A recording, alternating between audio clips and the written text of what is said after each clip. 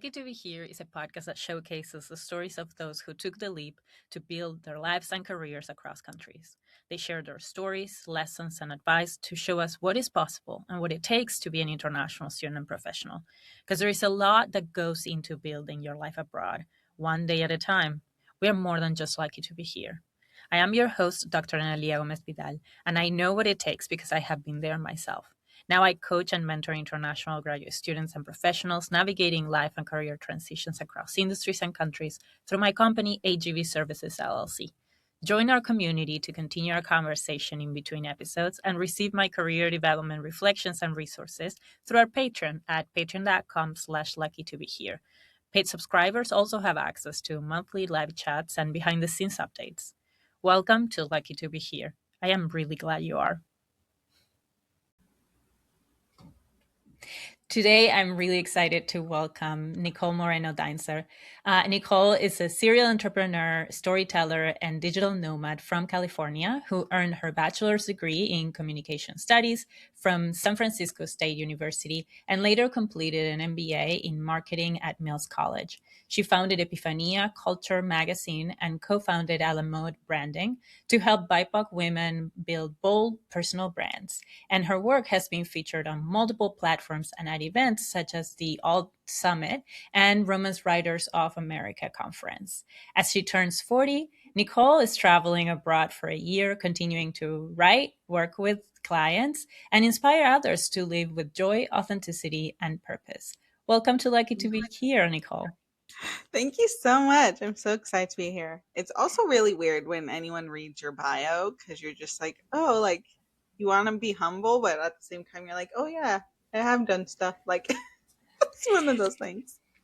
Yes, it's like, especially depending on the length of the bio, sometimes Mhm, they ask you to like make it as succinct as possible. And it's like, mhm. well, but then, and I think like you might have Yeah. multiple thoughts about this, given that you are a communications professional. Yeah. I always tell people I have a short bio and then a long bio. You Hmm. never know when you need the long bio. Like, you might have to go somewhere and you need a more detailed bio. But yeah, I feel like you have to tailor it like anything in life to who you're talking to. So sometimes it's like, oh, do I focus on more of my education? Hmm. I'm going to speak on another podcast, and that's all focused on people on getting women of color, especially Latinas, to go Hmm. to college and grad school. So I'm like, okay, I got to focus on education versus like the work you do, and yeah, it's a lot. It goes to show how multidimensional we are. Mhm. And, I'm kind of like putting you to the test here because Okay. the first question that I have for you is, what's your story? Mm. Yeah, I saw that in the questions that you had, and I'm like, my story, like, I don't know. So I guess we'll start from the beginning, of where I was. So I'm born and raised in California. I grew up in a town called Gilroy, California. Then I moved to Hollister with my family. So those are towns 20 minutes apart from each other. If you don't know California at all, Gilroy and Hollister are about 2 hours south of San Francisco and 40 minutes east of Santa Cruz. So sort of Central Coast is what we Mhm. call that area. So my family includes growing up my parents and my three younger siblings. So they're all still in Hollister. So hello, guys.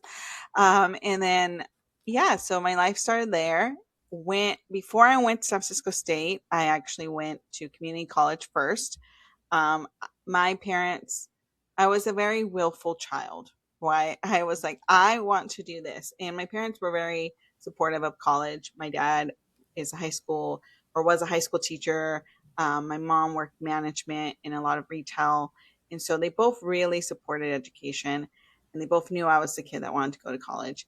And so when college came around, I was one credit short. So like my first hiccup into adulthood, right? Of going into a 4 year. It was under the math credits. I hated math so hard. Like, I think I hated anything that had one specific answer, Mhm. like that's why I thrived in English and the arts and history because I'm like, I want multiple answers. And so I had to go to community college, and the goal was community college for a semester, finish that credit, and then I could transfer. I was already accepted to some 4-year colleges, so like CSU, Fullerton, and I thought, cool, I could go to Southern California. But then I made friends at my community college, and I stayed, and I did really good. Did Model UN, did Student Senate, and then met my husband. So that's another thing. I met my husband at a young age. I didn't realize how young. So we met when I was 20 and he was 23. Neither one of us thought we were going to get married. Neither one of us was like, "Oh, we're going to meet our soulmates at 20 and 23." We quite frankly, we just thought we were really good looking, and we were like, we want to see, I don't know, is this like R rate? Like, I don't know how adult this podcast is, but we were just like, we want to just have adult playtime with each other. And then that became like, we just really clicked, and we have grown up together. I'm now 40. He is now 43. Mhm. So we've spent a good portion, like we spent our whole adult lives together. So when we met, I was transferring to my 4-year college. He just finished from UC Santa Cruz. He just got his first like real like grown up corporate job. This is still early 2000s, guys. So the job market was a little bit easier. So he got his first job. So we moved first to San Jose, and then we moved to San Francisco area. And so we spent all of our 20s and 30s in San Francisco, Oakland area. And then in 2022, I'm really giving you the highlights here. I have to remember this, November of 2021 or November of 2022. It might have been 2022. We moved to LA. I wanted to see something different outside my window during the pandemic. And I just wanted to change. I've always been that type of person that I sort of knew like I needed a change. Mhm. And I go with that gut instinct, and I'm like, I would like to move to LA. I love LA. I can't wait for my year of travel to be done, because I definitely want to move back to LA. I think LA will be home for a while. Mhm. I love the Bay Area. It's nostalgic for me, but I do feel like my time there is done. It's like a place I go to visit family and some friends, but I think home will be LA.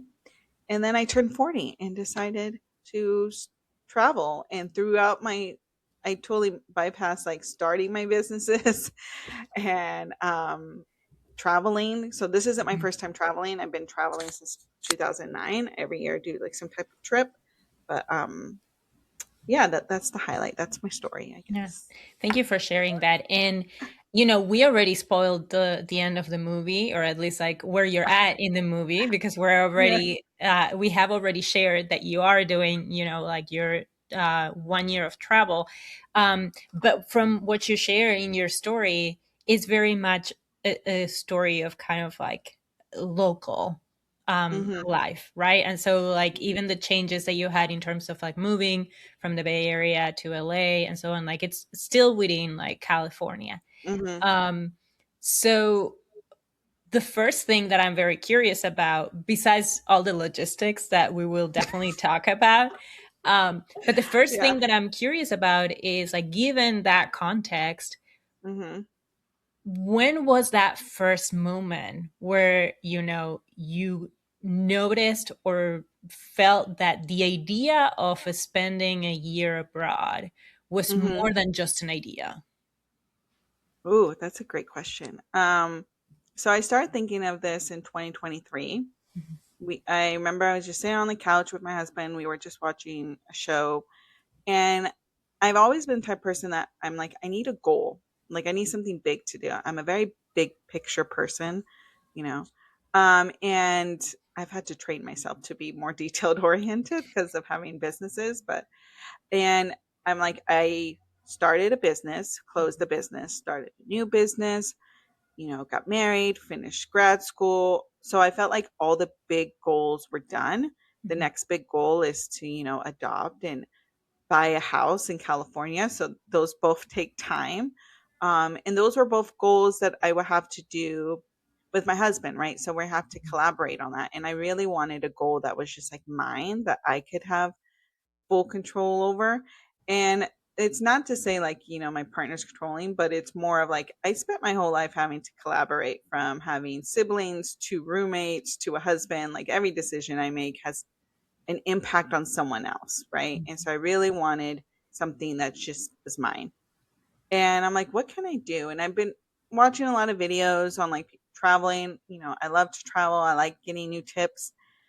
Both Nick and I, we've done like a month of working remotely from Oaxaca during the pandemic, and then we did a month working remotely from New York City.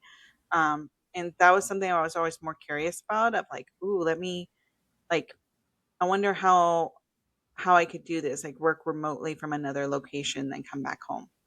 And so I was just like, I wonder if I can do a whole year, because right, frankly, like being with a partner for so long, you do rely on each other for certain things. And I was starting to feel like, oh, I rely on him for a lot of things. Like, oh, can you go get this? Can you go get that? And I was trying to seem like I want to push myself out of like this comfortableness. It's getting too comfortable, right? And that's always scary when something gets too comfortable. And so I was sitting there and I was thinking about it. And then I started just writing it out of like, where would I go? How would I do this? Um, I watched a lot of videos of budget, like just like how much does this cost? Because I didn't want my dream or my goals to like, we're both still paying off grad school debt. So I didn't want to add more debt, right? And really what I've learned during that was like, oh, like actually traveling abroad for a year is if about the same cost of living in LA for a year, and actually a few months have been a lot cheaper, because we're not paying rent, and we're just like the funds are being moved to another department, right? So it was that moment of just like a week later after sitting on the couch and just like really like, oh, I think I could do this. And then when I brought it up with my husband, he was just like, okay, so how are we gonna make this work? Like, um, because we're a partnership, and it wasn't like, oh no, don't go. It was more of like, okay, well, I can't. He was like, I can't go for a whole year because his career is different. And so I'm like, well, I know that, but so we had to have conversations of like, all right, when will you visit? How would this work for you when you're here? Like, because you're back home, and yeah. So I would say in a week, after a week of thinking about it. Well, first of all, kudos to you, because like a week turnaround from like An idea idea. to research to then starting to have those conversations, that's impressive. Oh yeah, Um, I move quickly if I have like a big idea, because I'm like, if I don't jump on this, I will forget about it, and go on to the next thing. So. mhm. What do you feel gave you that kind of like fuel for the courage of, you know, Hmm. facing that conversation first with your partner and then, more Yeah. broadly?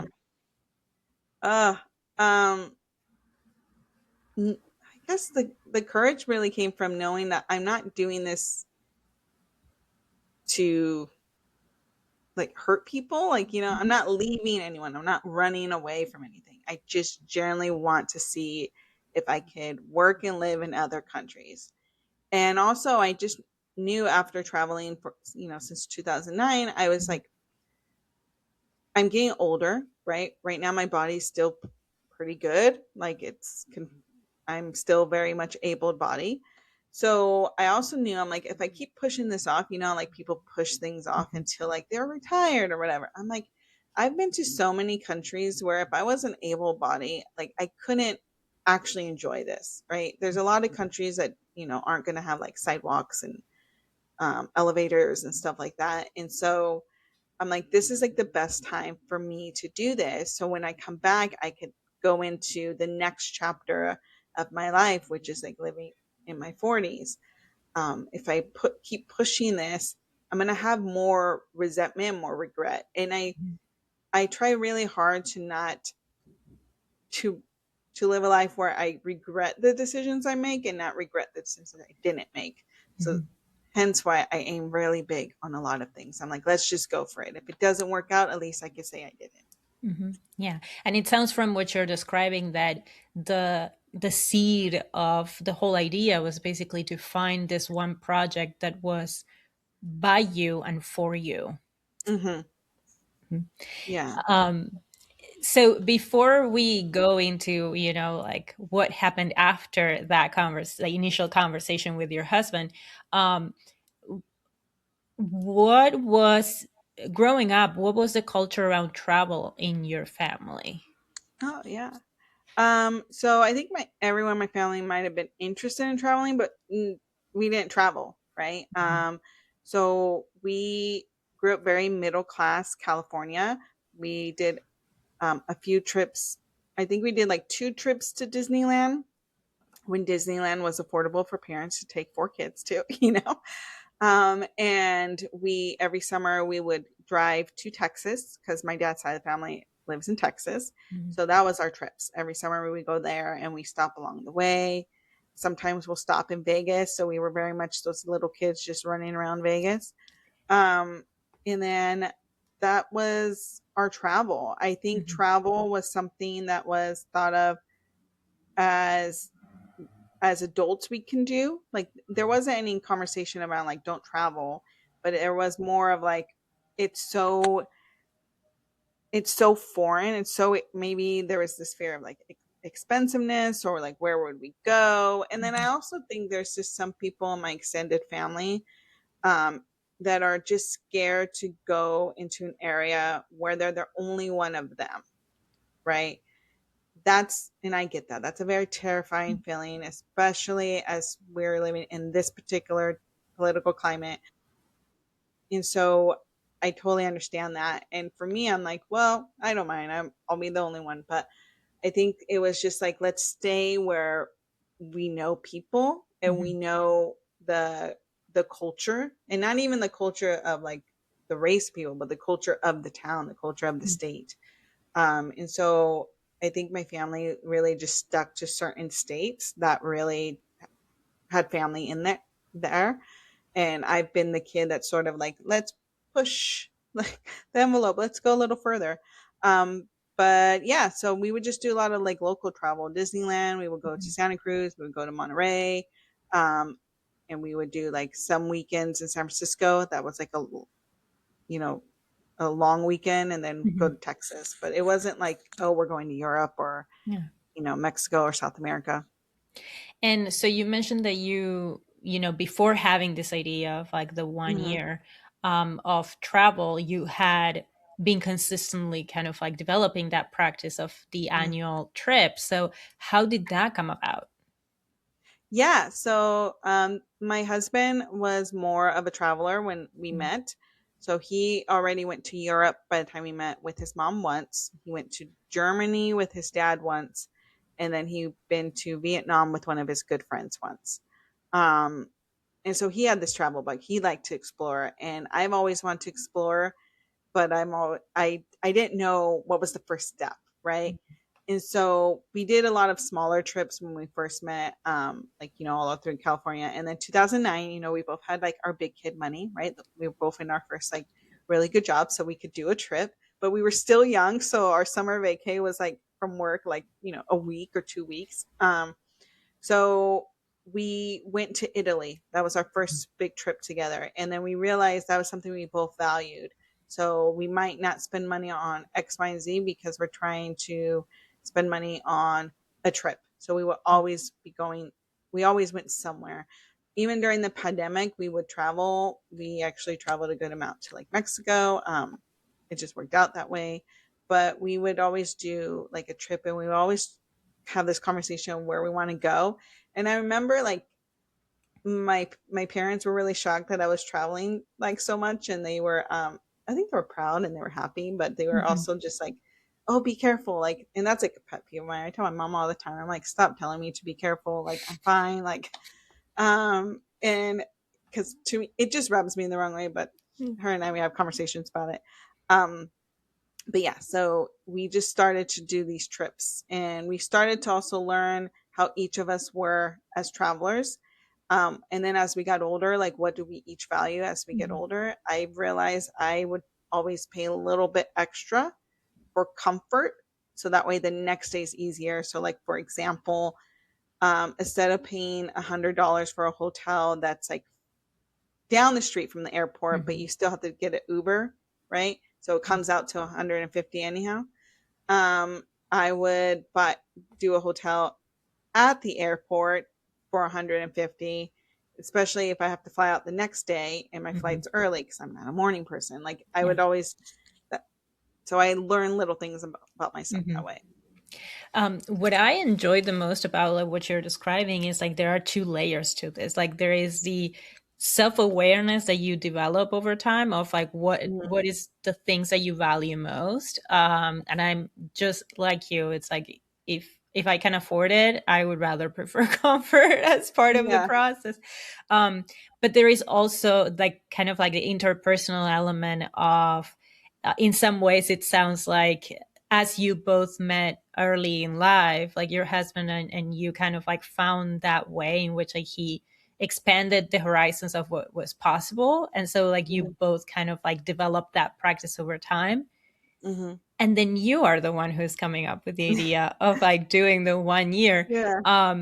So from what you have described, that first conversation or set of conversations were very much like collaborative of, okay, so Mm-hmm. these are the constraints.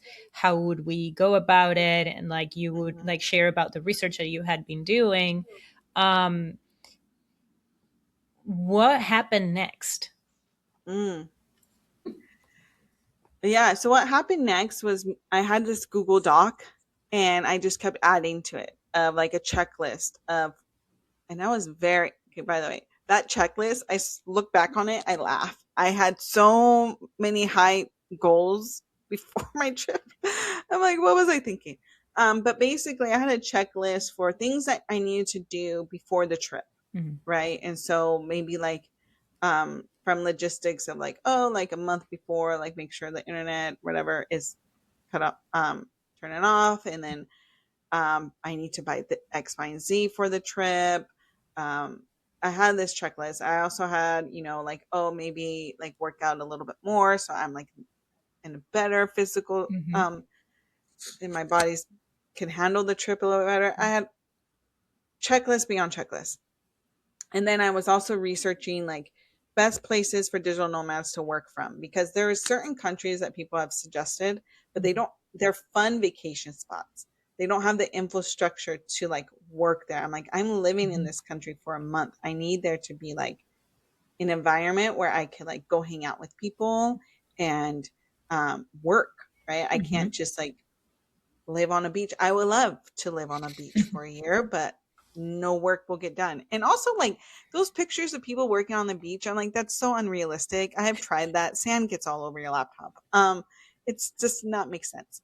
So it was a lot of planning, and then it was a lot of like preparing my family. I'm very close Mhm. to my family, but and I've always been the kid that's a little different. So shout out to all the kids that are a little different. Um, so it's like you push our parents. Um, so preparing by family, I mean preparing my parents, right? Mhm. Because I think for them this was just such a big idea, and also educating people that relationships and marriages can be different. I think a lot of people had this thought of like because I'm traveling solo, Mhm. that my husband and I were having all these like problems, or this was like a prelude to like a divorce or something. And I'm De like, telenovela.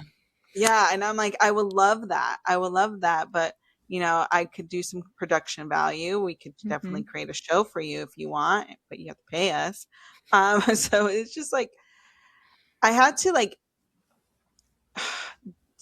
that was the hard part. Defending, Mhm. not even defend, explaining my choice, explaining that a marriage could work like this. Um, like I had a family member and they got why I was traveling because I'm doing it for work, but they were Mhm. like, remember, like, no flirting while you're in Australia. And for me, I was just like, why would I even do that? Like, I don't, thanks, for the advice. But, um, and it sort of just shows that there's still a lot of people within our culture that have this Mhm. fear of like, if they don't see their partner every fucking day of their lives, that either them or their partner is going to be like, gonna cheat. And Mhm. for me, I'm like, let's say that does happen. I have no control over that. Yeah. Like one partner's actions doesn't uh make the other partner cheat. You know what I mean? Like it's Hmm. just so it was a lot of that. I think that was the hardest part. The planning and logistics was easy, but the part of having to explain that to people over and over again, that was exhausting. I'm Hmm. very grateful my siblings, they're, we're all around the same age, so they all understood it. They're like, "Cool, you're leaving, bye. Make sure to buy me something." And I think for them the hard thing is like the time difference. So Hmm. I when to communicate with me because we do Yeah. text a lot, so it's like got to be mindful of that. But yeah, that was the next step. Yeah. So basically, the emotional labor of Hmm. moving forward with this Hmm. project of yours, and with this vision was a lot harder because of the people around than the actual Yeah. logistics. Yes. I really appreciate your perspective on that because I think that for a lot of people, myself included, who might be listening, sometimes, like, especially if we are like detail oriented or we like certainty and planning, Hmm. the idea of kind of like mapping out a full year and the logistics and the different destinations and like you say, right, like this is not just going, for a vacation for a few days. Like this is actually Hmm. thinking about the infrastructure of life being mobile enough across countries. Yeah. Um, and so I think like for a lot of us, there might be that moment of like, I don't even know where to start. But what you're saying is like, well, that you can figure out, but Hmm. get ready for, kind of like standing in your truth. Yeah.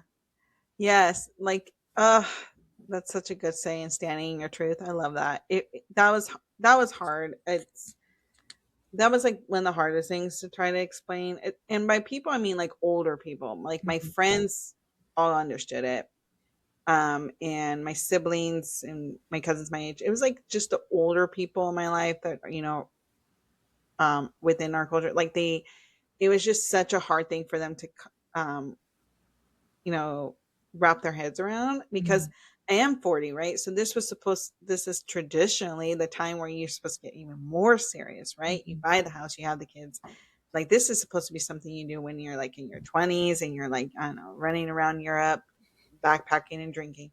Um, but I didn't do that, right? I was like with my partner and we were traveling together and we were two crazy kids in San Francisco, but um we so I think I knew I was going against the norm in a lot of people's minds. And Mhm. that's exhausting. So when you read about like I remember years ago I met this woman. We were about the same age at the time, and I she had some she founded some tech community. It wasn't a company, Mhm. it was like a community. And we were just talking about like how I can maybe like do like a Instagram. Remember when Instagram was Mhm. doing Instagram takeovers a lot? Maybe doing Yes. something like that. We were talking, and she's traveled a lot. Um, but she was like an only child, and she came from divorced parents, and I think just family was different for her. Mhm. But um, I remember her saying like, "Oh, if you just want to travel, you should just pack up your like just go." And I'm like, "Yeah, I've never had a life where I could just pack up my stuff and go. Like I had to tell people. Like again, I Mhm. had I started my life off with siblings, then I had roommates, and then I have my partner. Like there's someone I have to tell simply just so they know like, hey, I might not be here to pay rent for this month. Mhm. So like just heads up. Um Not just like leave in the middle of the night. And then when I read and I watch other videos of like digital nomads and people traveling, I'm like the luxury they have where they could just sort of like leave everything behind. I'm like there's like a I don't even I don't know if it's privilege because that's sort of sad if you can't really if there's no one you're supposed to check in with. But um there, that's something that sort of bothered me. It's like, Mhm. well, then that's how we're like gatekeeping travel is like we sort of make it feel like it has to be for a specific type of person Yeah. from a specific type of lifestyle. Yeah. And especially, like you were talking earlier about like the our culture, especially like Latino culture. It's like it's very much like you remind me of like conversations that I've had with my family. Like it's been over a decade since I moved here Yeah. and I'm like away from my core family. And I have had conversations in which it dawned on me how much me living abroad is a stressor for them because Mm-hmm. of that, like even if I'm not, like on the go and there is a specific place and time and people around, like I can connect them with friends here and there is a network. There is that sense, I think, like for a lot of people it's very hard to even like grasp at like how we grow up in such like tight knit family Mm-hmm. course that any of us Yeah. who kind of like walk a little bit further from that environment, Mm. it really is a shock to the entire system. Oh my god. That is such a good way of putting it. It is a stressor, I find, for other people, which is sort of I don't know how you feel, but it sort of makes me like um maybe because empathy and sympathy. I'm like, well, like I don't want my life to stress you out, like, Hmm. but I also don't want to live a life that won't stress you out. So we got to find the middle ground here. Hmm. Um, but then it's also just like, well, why should my life stress you out? Like, I'm not doing anything. And it's sort of funny because when my mom would worry about me, like, I'm like, I'm just in like an Airbnb right now watching a movie. Like, that's literally what I'm doing because it's 9 p.m. Like, I'm not doing anything else. Um, but and I've had conversations with my friends that are not from our culture, and Hmm.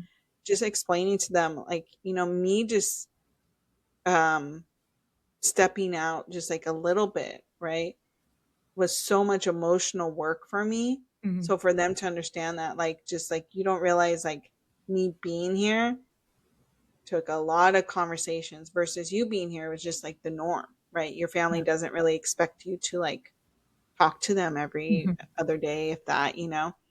Um, I've had to work through a lot of just not even emotional stuff, but also just having constant conversations of like, this is what I'm doing, like, Hmm.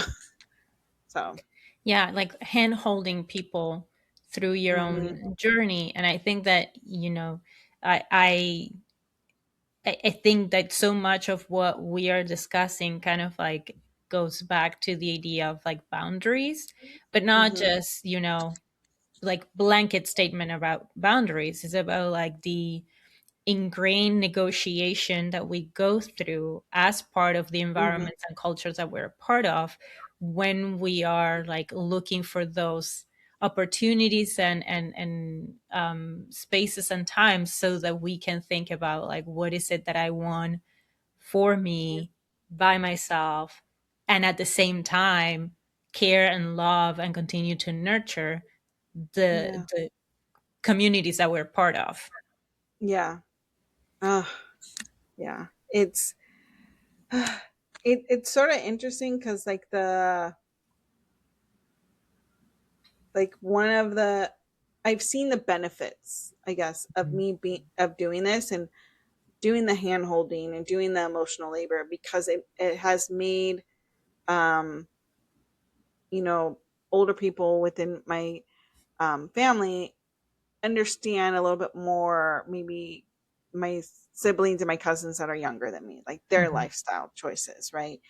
And I always sort of felt like I was, because I was the oldest daughter, right, Mhm. and the first one to do a lot of like just not even crazy things, just the first one to try different things, right? Mhm.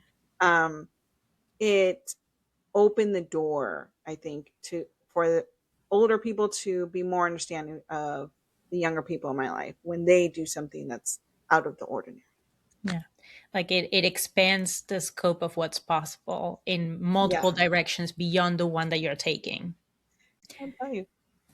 So coming back to, like the beginning stages of this process.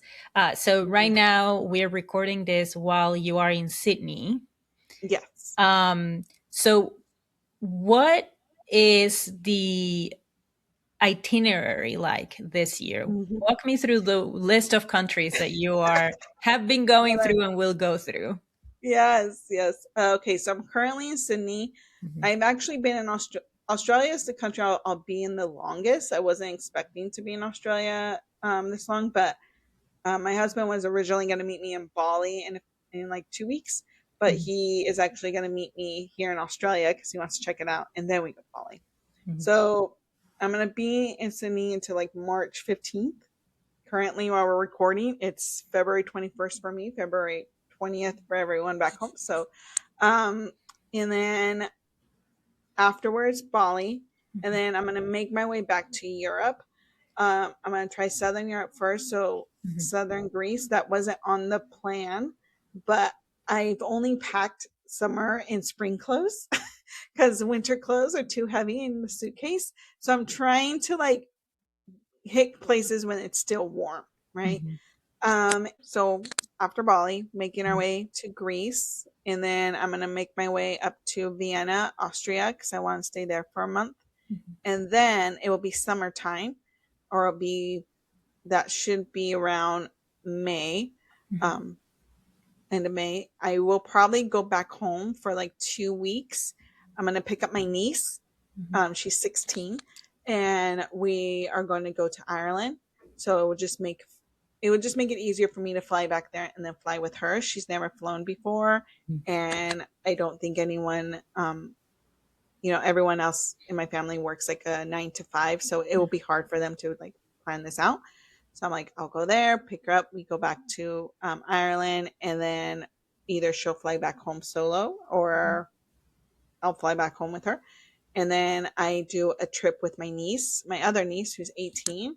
Originally, we were gonna go to South Africa, but she might be changing her mind, so Mhm. don't know where yet. But July was meant for her, um, and then August I want to go to southern France, Mhm. and then September would be the I can't remember if we said Finland or Norway or Iceland.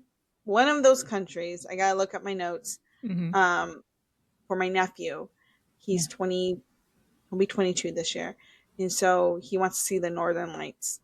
And then that will take me to September.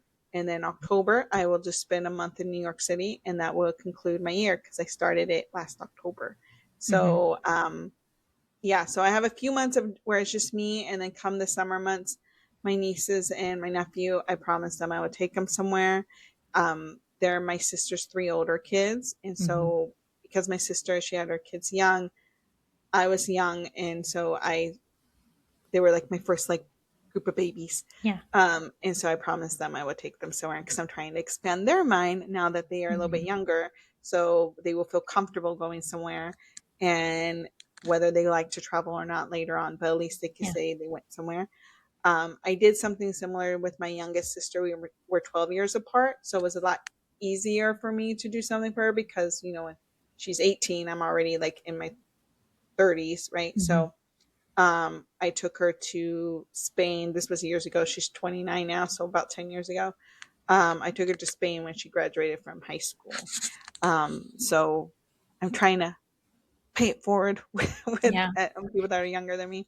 And what I love the most about this is that we started talking about this idea and this vision as kind of like a personal project of yours for you, and yet in the implementation of it you display beautifully the what we were just talking about, kind of like expanding the scope of what's possible for everybody else around. And so, like, bringing your nephews and nieces along the way throughout, in addition to also, like coordinating with your husband so that you can still like meet one another at different points in that Yeah, itinerary. Like, it really is like a personal goal and dream that invites people in. yeah, yeah. And I know it sounds really beautiful, but I also want to be very transparent. It's hard to plan with other people, right? So just like even though my husband and I were doing a great job, there's times where we're like, okay, does this date work? Does this date doesn't work? Like you're gonna butt heads. And then with my sister's kids, two of them, they're all younger and they haven't traveled and they're just getting their life started. And so the Mhm. two younger ones, the 18 and 16-year-old, I have to wait until the summer months, Yeah. right? Because One is taking some classes, so she's in college, and then the other one's in high school, and I have to Mhm. work that out.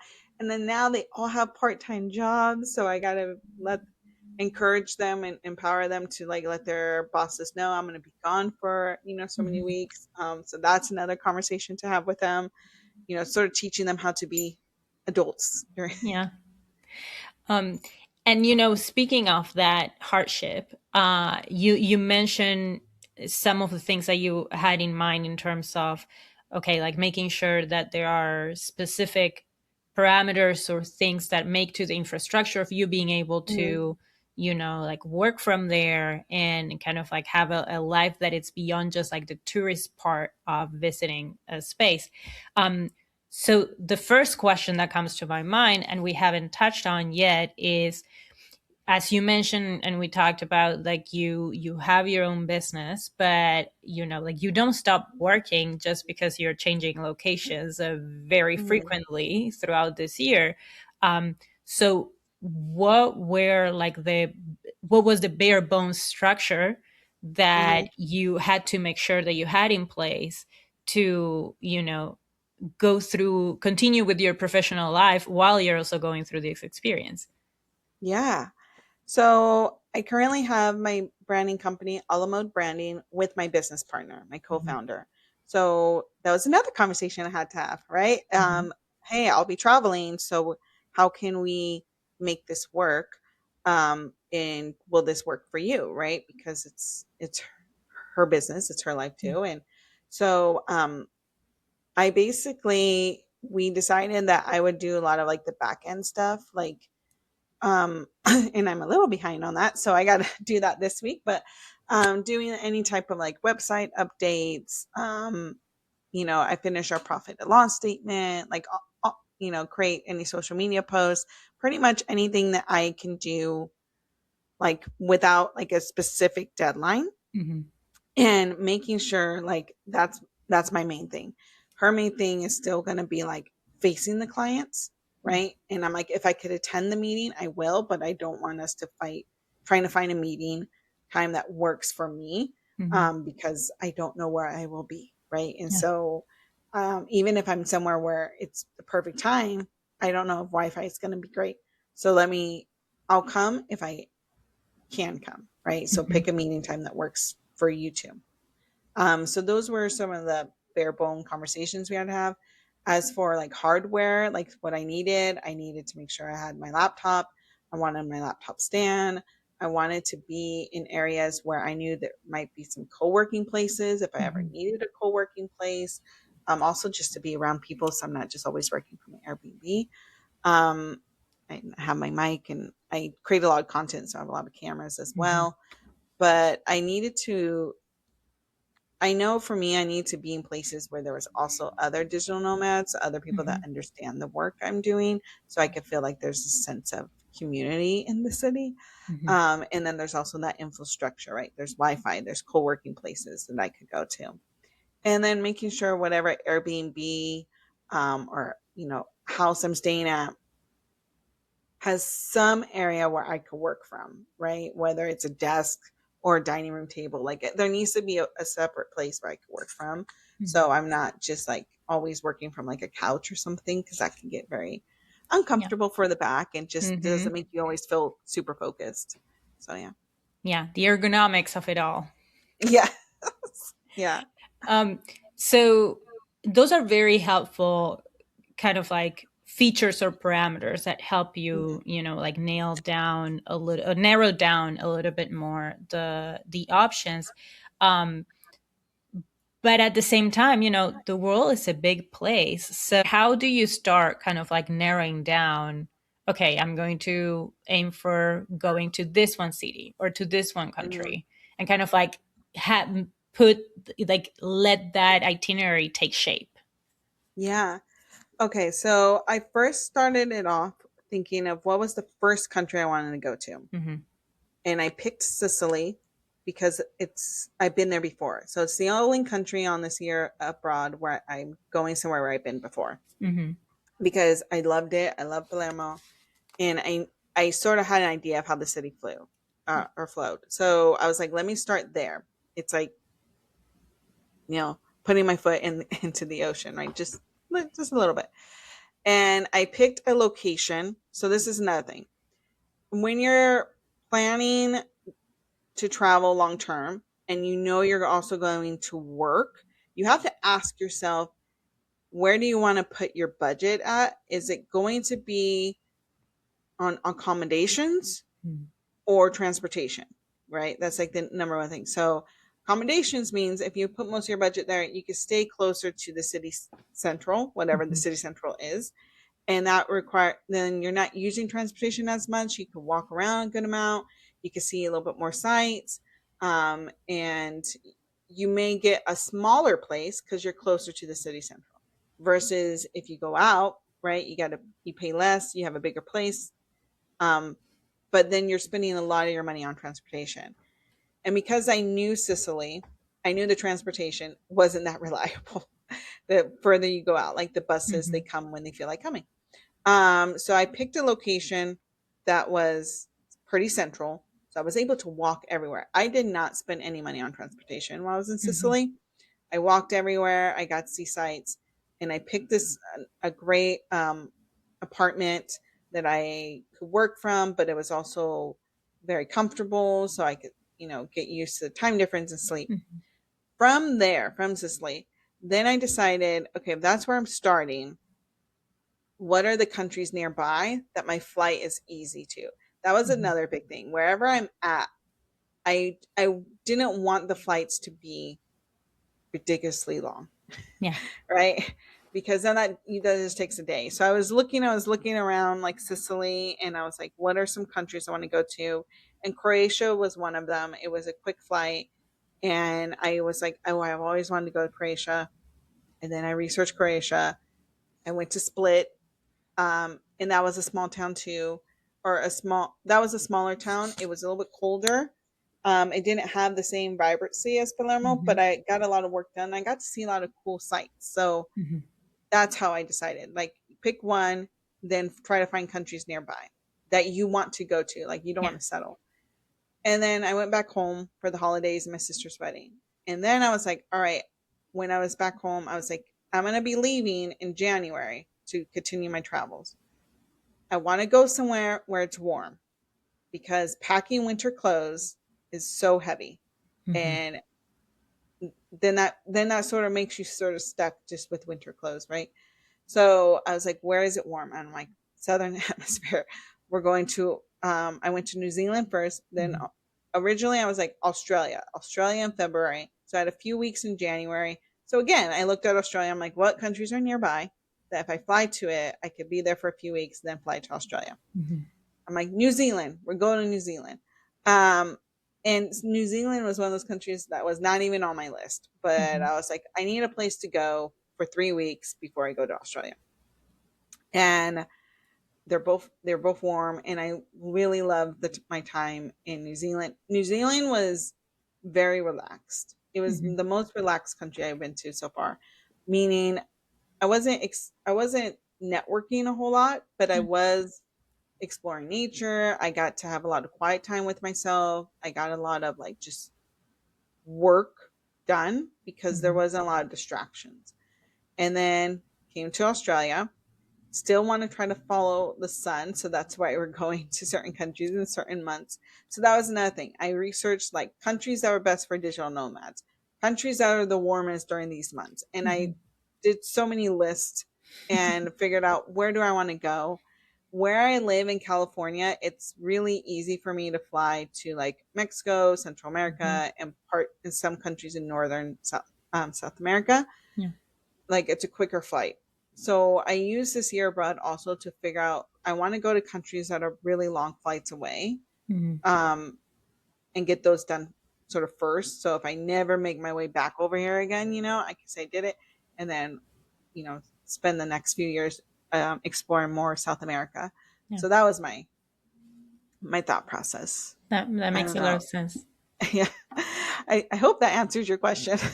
It does. So like what I am hearing is, like you had a few different categories that kind of like gave you the initial kind of like first steps on doing your research, and then based on that you were putting like it sounds to me as kind of like putting together the pieces of a puzzle based Mhm. on like kind of like what is like the easiest way of connecting these dots, and also filling in like the different points in time in which like you had either like arranged accommodation, or that you have one of your traveling buddies from your family Yeah.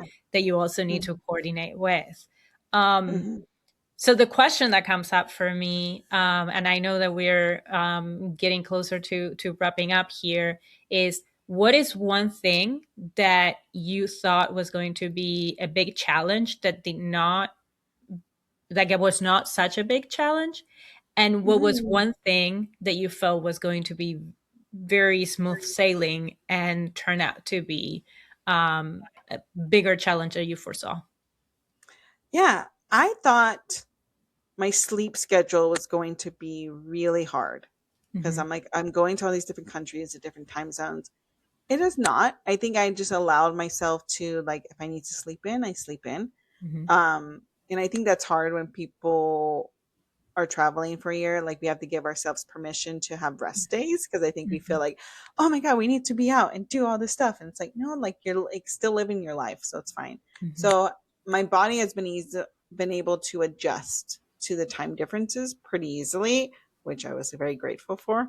The thing I thought was going to be easier, Hmm. um,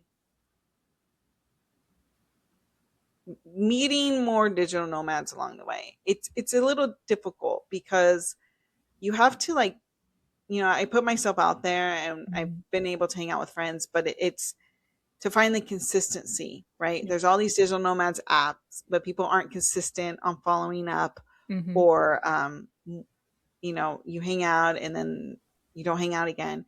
Also, because I'm a little bit older, a lot of the digital nomad scene is very much still geared towards like 19, 20s year Mhm. olds that are going to bars. And I'm like, I'm not in that place anymore. So that's been a little bit more difficult. So I've learned to like go to events that are more for me. So like 2 weeks ago, I went Mhm. to there was a romance bookstore here in Sydney, and I love a good romance bookstore. They had an event. It wasn't a digital nomad event. They just had Mhm. an event for Valentine's Day. I figured I love events like that. I would definitely meet people that are like me there, and then I met someone and we just like hung out in a museum the other day. So it's just Mhm. like I thought finding more digital nomads would be easier Yeah. than it has been. Yeah. So imagine that there is someone else listening this conversation, and they are at that point in time in which like they are like, you know what? It's my time.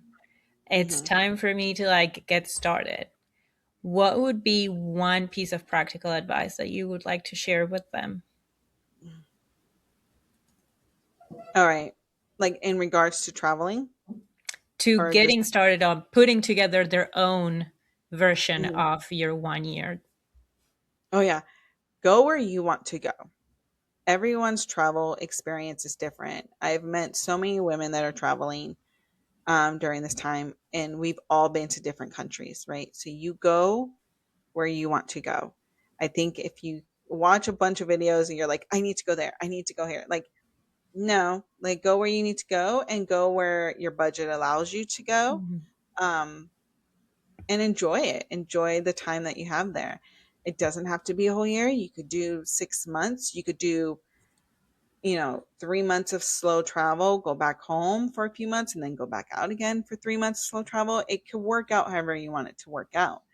Um, but yeah, I would say go where you want to go. Even if where you want to go is difficult to get to, right? It's safe, right? I don't want you going anywhere that's like not safe, but Mhm. it's safe to get once you're there, but maybe like flights are crazy, or just like it's in a part of the world where you have to take a flight and then like a boat or something like that. Yeah. Just make it work.